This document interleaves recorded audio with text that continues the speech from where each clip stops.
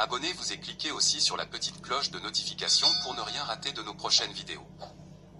N'oubliez pas de partager aussi la vidéo et de la liker.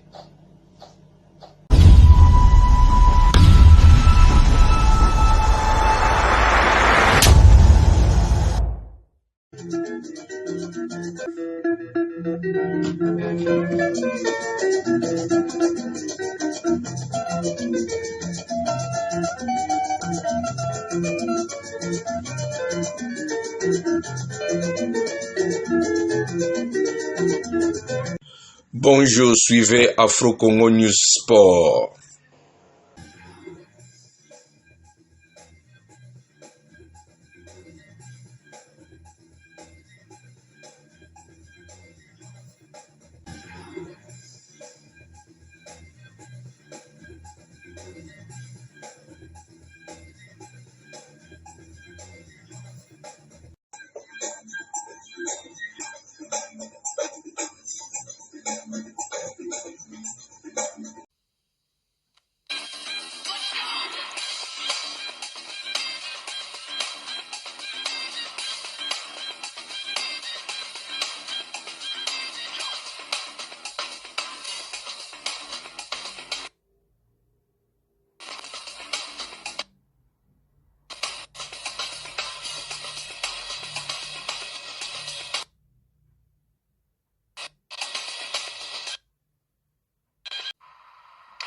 Toujours un plaisir de vous retrouver, mesdames et messieurs amoureux des sports. Bonsoir, votre fidélité à Digital Congo Télévision nous honore. Soyez les bienvenus dans ce nouveau numéro de Digital Sport, le premier de ce mois de décembre 2025. L'actualité sportive, c'est d'abord la publication hier par Sébastien Desabre de la liste de léopards convoqués pour la prochaine Coupe d'Afrique de Nations. Cette liste concoctée donc par lui, le sélectionneur de la République démocratique du Congo, a été publiée par la Fédération congolaise de football association. Ils sont 26, les heureux appelés. Les 4, Chancel Mbemba et Cédric Bakambu notamment, font partie de cette liste de 26. Vous pouvez le voir. Blessé, Yohan Wissa est par contre lui forfait. Pour disputer cette 35e Coupe d'Afrique des Nations, vous allez le remarquer, le technicien français a misé sur la continuité par rapport aux dernières sorties concluantes des Léopards. Les Léopards qui ont vu lors de leur dernière sortie se qualifier pour les barrages intercontinentaux de la Coupe du Monde 2026. On note ainsi les présences de cadres. On peut vous parler de Chancel Mbemba qui évolue pour le moment à Lille, de Arthur Massokou qui évolue à Sunderland, de Samuel Mutusami à Tromitos pour le moment et autres, Cédric Bakambu qui évolue au Betis Séville pour le moment. La principale défection est à chercher en attaque avec la non-sélection de Yohan Wissa qui, on vous le disait, est indisponible depuis le début de cette saison. Wissa blessé lors du match de 8e journée des éliminatoires Coupe du Monde et la réception à Kinshasa du Sénégal par la République démocratique du Congo. On va noter le retour dans la tanière de Simon Banza qui pour le moment évolue à Al Jazeera.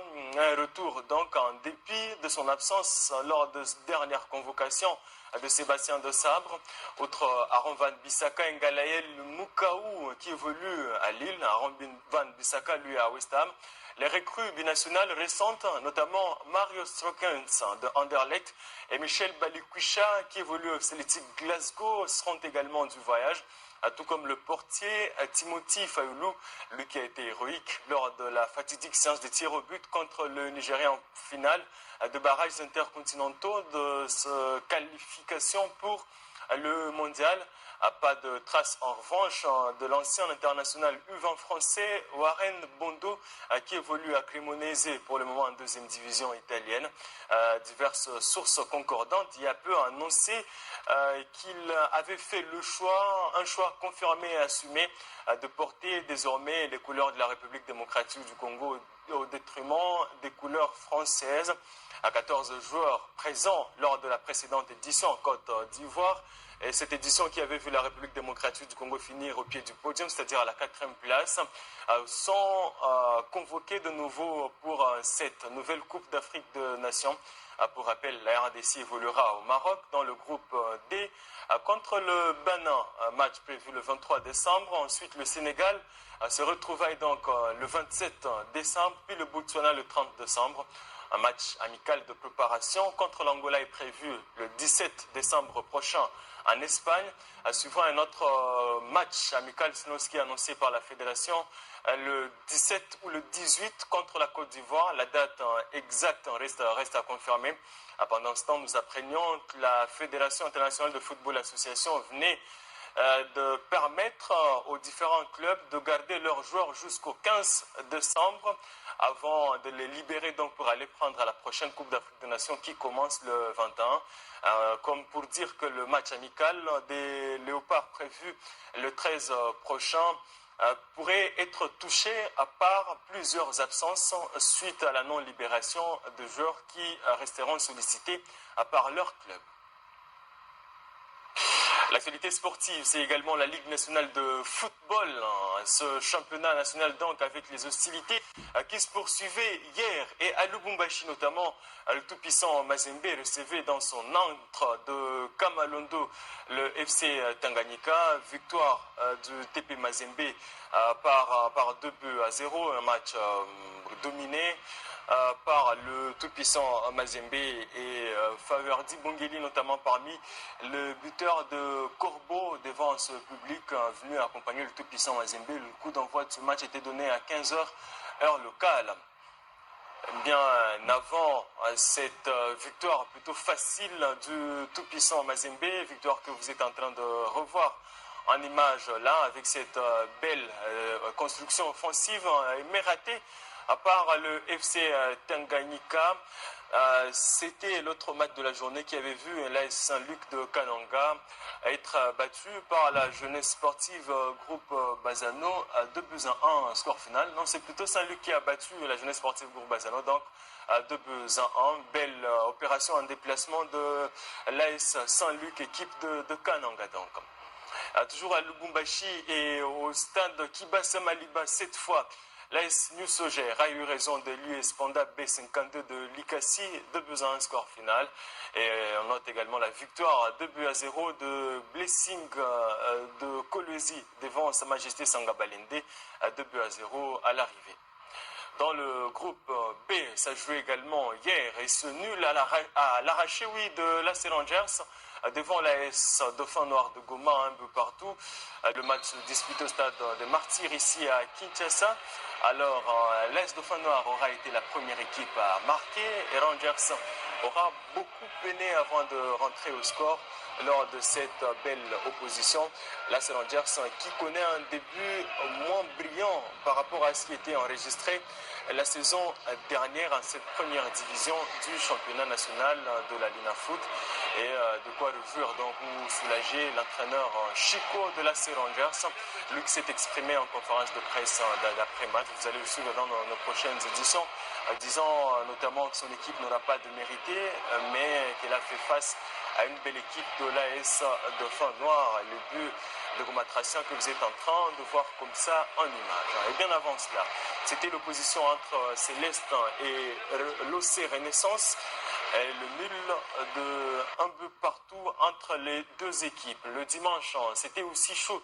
Le nul de 0 but partout entre Nujak et MK, puis le derby de Kinshasa entre l'AS Vita Club et le Daring Club Motema Pembe. D'abord pour ce match entre Nujak et MK, c'était un match amplement disputé, mais sans but au final. On va suivre ici Cyril Moubela, le coach de MK, qui se trouve plutôt soulagé après ce nul face à Nujak, une des équipes redoutables du championnat.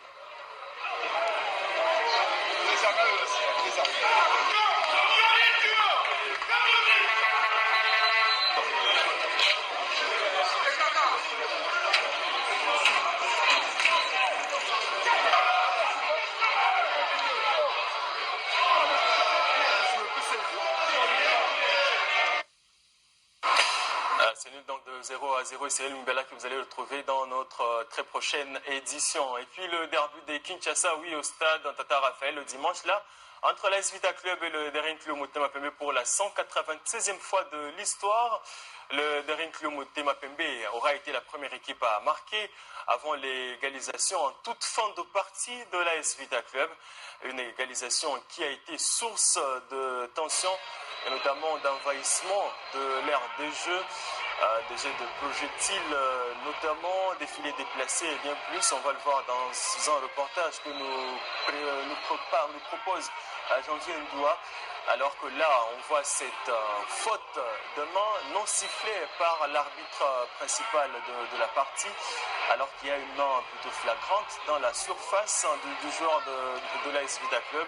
L'arbitre n'est pas si loin que ça, mais il n'y a pas de pénalty sifflé au final en faveur du Daring Club Motema Pembe. Et que donc il y a eu de scènes de violence au Stade Tata Raphaël à la suite de ce match entre le Daring Club Motema Pembe et l'AS Vita Club.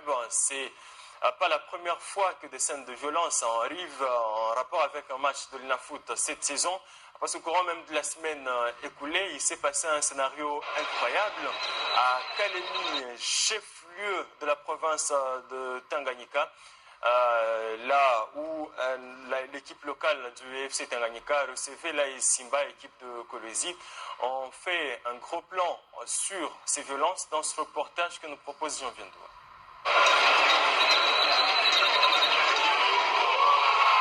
En République démocratique du Congo, la saison sportive de la Ligue nationale de football est une fois de plus entachée par des scènes de violence à répétition. Dans plusieurs stades du pays, l'ambiance festive du football laisse trop souvent place au débordement. Jets de projectiles, envahissement de terrain, agressions contre arbitres et joueurs. Les incidents se multiplient au point de contraindre certains matchs à être interrompus, voire définitivement arrêtés. Ce dimanche, au Stade Tata Raphaël à Kinshasa, le derby entre l'SV Club et le Daring Club Motema Pembe a dégénéré après l'égalisation des Moscovites.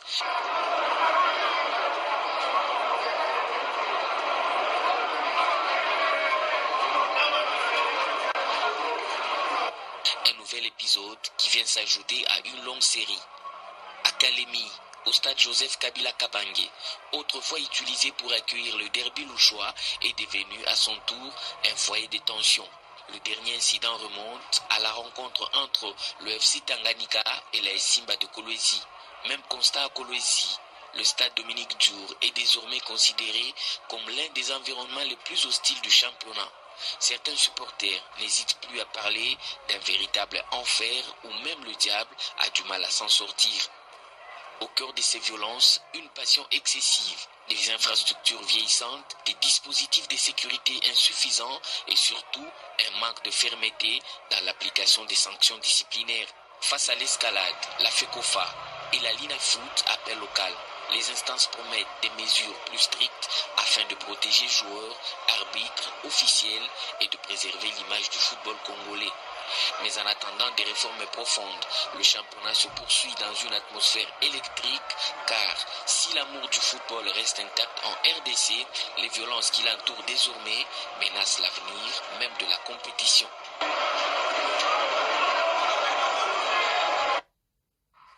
Ces images pas du tout belles, en tout cas à voir, qui caractérisent la première division du championnat national de la LINAFoot.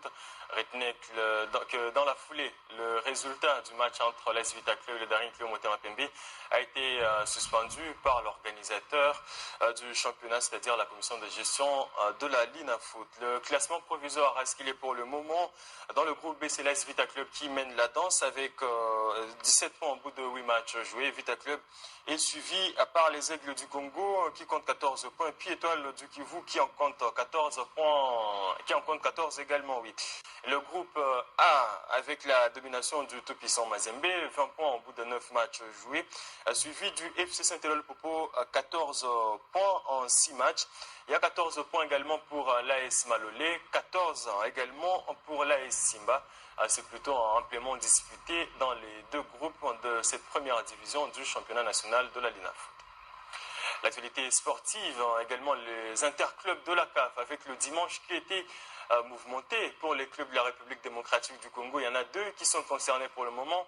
On va commencer par la Coupe de la Confédération avec l'AS Maniema Union, l'équipe de Kindu qui jouait à Nairobi, la capitale du Kenya, contre l'équipe locale de Nairobi United. Victoire de l'AS Maniema Union 1-0, un but marqué à la 66e minute de jeu par les unionistes. Le score restera inchangé. L'AS Maniema Union s'est donc imposé ou alors sous la marque de 1-0, un but marqué à la 66e minute de jeu. Beaucoup d'occasions notamment à mettre à l'actif des unionistes, mais pas concrétisées. Les 3 points aussi précieux ont quand même été pris devant une équipe de Nairobi United qui était poussée, mais pas suffisamment par son public de Nairobi, la capitale kenyane. Et on va suivre ici la satisfaction de Papi Kimoto, l'entraîneur de l'AS Maniema Union. À force égale, c'est le mental qui fait la différence. Et voilà, on a eu la chance de marquer en première période. Et en deuxième période, on a carrément changé notre plan de jeu. On a fait reculer notre bloc médian pour mieux les contrer. C'est une très bonne équipe. Au début, on s'est donné des coups de part et d'autre. On a réussi à marquer un but qui a fait la différence. Et ça nous a permis en deuxième période de mieux gérer le match. Et c'est ce qu'on ne faisait pas avant. Voilà. Donc, je suis très content. On avait à cœur de bien commencer cette campagne africaine. L'année dernière, on a joué, mais de l'autre côté, c'était à la Ligue des Champions et c'était encore très dur pour nous. Cette année, on veut prendre les bons bouts et c'est ce qu'on a fait. Dieu merci. Aujourd'hui, les joueurs ont tout donné sur le terrain. Il faisait chaud pour les équipes. Et maintenant, qu'est-ce qu'on veut? Hier, j'ai dit, nous, on veut seulement tout faire. Mieux d'ailleurs pour être en quart de finale. L'expérience de l'année dernière en Ligue des Champions, ça va nous servir quand même à quelque chose. On a eu la chance de marquer en première période. L'expérience qu'on a, on ne veut plus attaquer. On va défendre à 10 derrière le ballon et à contrer. Je sais qu'il faisait chaud. À un moment donné, l'adversaire va aussi se fatiguer, tout comme nous. Mais si on va continuer à aller presser haut, comme on a fait en première période, et là, c'est exposé inutilement. C'est ça l'expérience, les joueurs le savent aussi. Même en étant derrière, on a quand même concédé quelques occasions pour l'adversaire, mais malheureusement, ils étaient maladroits, ils pouvaient revenir. Donc, on a eu la chance en contre. C'est ce qu'on voulait, on cherchait des ballons de contre pour aller faire le break. On l'a fait en tout fin de match. Bravo aux joueurs et j'espère qu'ils vont continuer comme ça. Moi, nous, en premier, les staffs, ainsi que mes joueurs et les dirigeants, on veut franchir notre palier, donc aller en quart de finale. On travaille pour ça depuis le début de la saison. C'était pas facile et ça doit pas être facile pour nous. On va continuer à pousser les jeunes gens à comprendre la philosophie, comment on veut d'abord occuper bien le terrain. On a un problème tactique avec nos joueurs. Vous savez, la plupart d'entre eux ne sont pas passés par des centres de formation. Il faut vraiment les pousser à chaque fois pendant les entraînements et ensuite au match aussi. Mais ils assimilent bien notre philosophie. Moi, je pense que dans l'avenir, ils vont encore progresser certainement sur ces plans-là tactiques. Si on progresse sur les plans tactiques, moi, je pense qu'on a notre chance d'aller en quart de finale. On a un nouveau groupe. Déjà, il faut donner le temps de jouer à tout le monde. Ce n'est pas les mêmes joueurs qui vont commencer à jouer les championnats et la Coupe d'Afrique. Mais le principal objectif de Maniema Union, jouer tous les 3 tableaux. Donc, il y a le championnat, il faut se qualifier déjà, se classer parmi les 4 premiers. Et en même temps, la phase de groupe de la Confédération. Papi Kimoto, et ça joue après la victoire donc, de Maniema Union 1-0, la première victoire nette des unionistes en déplacement depuis le début de la campagne africaine cette saison. Il s'agit par contre dans cette phase de groupe de la deuxième victoire de suite parce qu'en première journée s'était imposé ici à Kinshasa 2-0 face à Azam FC de la Tanzanie, l'équipe entraînée par Jean-Florent Ibenge. Ainsi donc au compteur, Maniema Union compte 6 points sur les 6 possibles, on occupe la deuxième place de son groupe parce que le WAC a lui aussi déroulé dans l'autre match de la journée face à Azam FC, victoire en Tanzanie 1-0. Ça fait à ce que Maniema Union et le WAC ont donc réussi sans faute jusqu'à présent avant la 3e journée qui va voir les 2 équipes géantes de cette phase de groupe ou alors de ce groupe même à se croiser et essayer de se départager. Ça, c'est pour la Coupe de la Confédération. En Ligue des champions de la CAF, c'est le FC Saint-Éloi-le-Popo qui représente la République démocratique du Congo. Les cheminots recevaient le dimanche au stade TP Mazembe, de Lubumbashi. la formation soudanaise de Al Hilal. À l'arrivée un peu partout, le Popo qui aura été surpris dès le premier quart d'heure. Le but des Soudanais est arrivé à la 12e minute de jeu, avant l'égalisation arrivée vers la fin de la partie, à la 79e minute de jeu, à part Ouanet Kachala. Ainsi, le FC Saint-Éloi Lupopo donc se retrouve avec seulement un point au bout de 2 matchs joués, un point donc sur les 6 possible et aura encore fort à faire lors de la 3e journée où le Popo sera opposé à la formation de MC Alger, l'équipe algérienne donc concernée aussi par cette phase de groupe de la Ligue des champions de la CAF. Direction Béni à présent dans le Nord Kivu, comme dirait d'une aire de jeu sablonneuse, naissent des talents purs. À Béni, les jeunes académiciens de Umoja, malgré le manque d'infrastructures, sont désormais bien partis pour jouer le titre et lorgner le championnat provincial de football au Nord Kivu. Merveille Kiro pour ce reportage depuis Béni.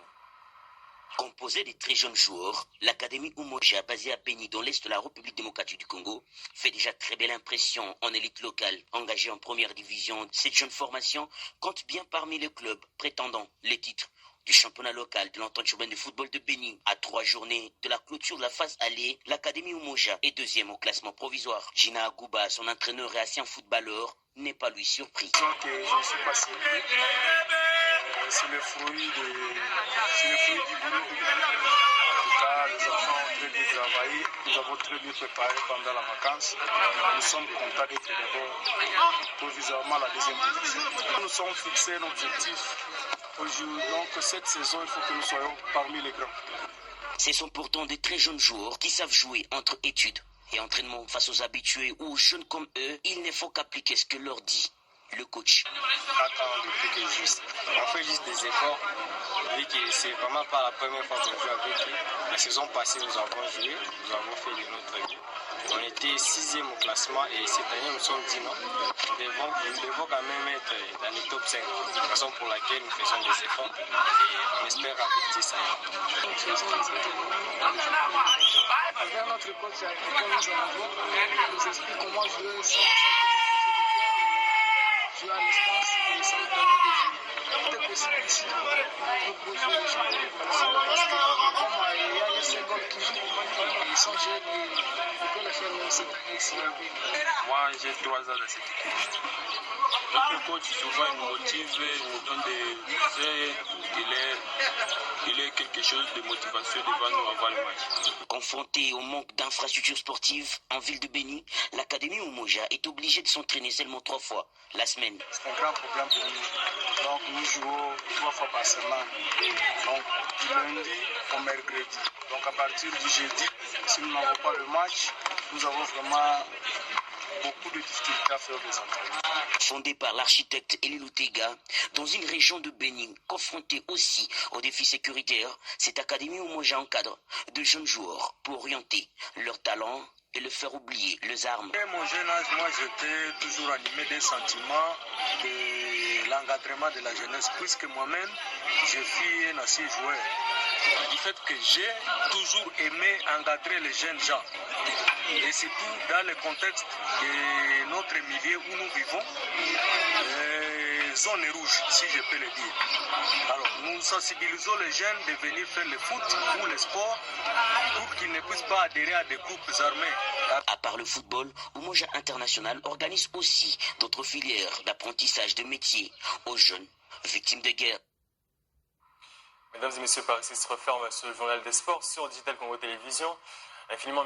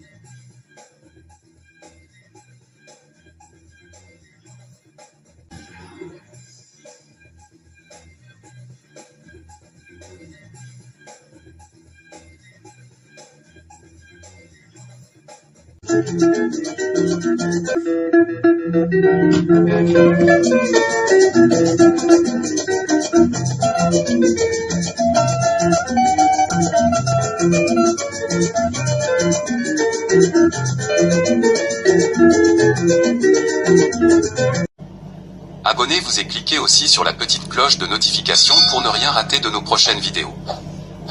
N'oubliez pas de partager aussi la vidéo et de la liker.